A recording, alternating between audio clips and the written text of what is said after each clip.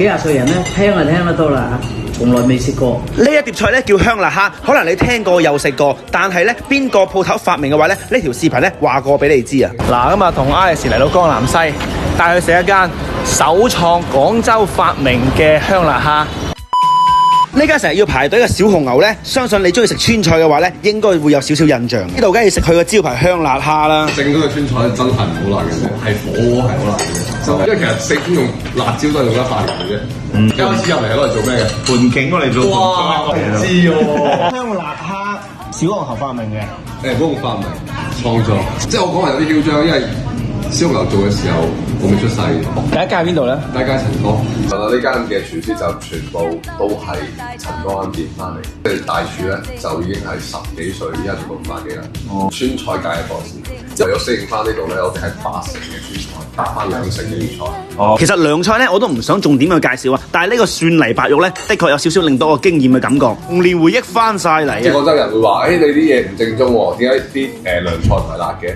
但實際上咧，四川嘅涼菜佢原先就唔辣，咪就話得個辣咯。佢有12種味型，而甘甜啊、辣啊、怪味啊、鹹味有好多種嘅。呢個我哋珠江嘅朋友，呢隻小麥，呢隻係 IPA。如果你中意飲啤酒嘅話咧，呢罐啤酒啊啱啱做起身，先得幾個鐘頭時間，真係又新鮮又好飲啊！幾好喎，因為佢甜甜地喺個喉好香麥芽味啊嘛。冇錯，嗰個麥味。唔係好食得辣嘅朋友咧，呢個薑葱炒蝦咧係強烈推介，都係一啖一隻啊！呢隻蝦咧就係我哋今晚嘅主角啦。老闆都話咧，呢一個菜咧就係20幾年咧都冇進步過嘅菜，係西華路尾間小紅牛執咗之後咧，好耐未食過呢個味道啦。成 set 連埋眼連埋殼，係啊，全部食晒喎。所以就點解會揀呢一種蝦？因為我之前所有蝦都試過。咁啊係，如果雖然咧酸菜鱸魚咧唔係佢發明，但係呢條鱸魚咧又新鮮，啖湯真係可以飲得到啊！鮮啊，真係鮮嘅。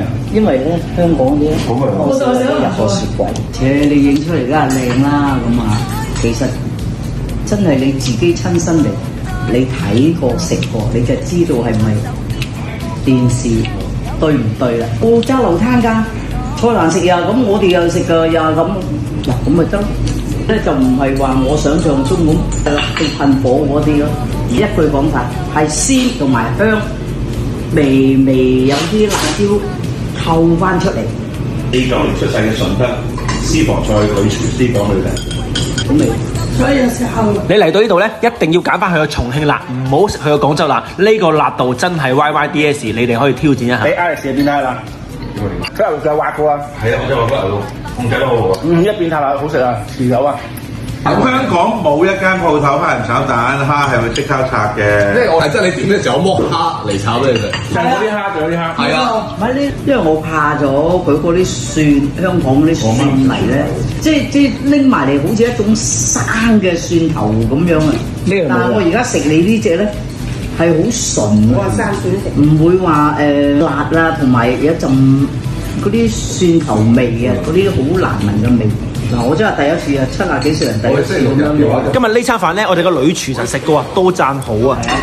向生係啦，我哋煮飯係個心啊，用心去，即係個客嚟到，佢想食家庭餸，我唔中意食花心刺肚，我要屋企嘅飯餸。咁你諗下，我第一次啫嘛，我點知你中意食乜嘢咧？鹹魚白菜最好味噶啦，蒸下肉餅係咪？我就係整到呢句食用，佢非常開心。咁啊啲料梗係靚啦，即係好似你話齋，你啲嘢新鮮啊！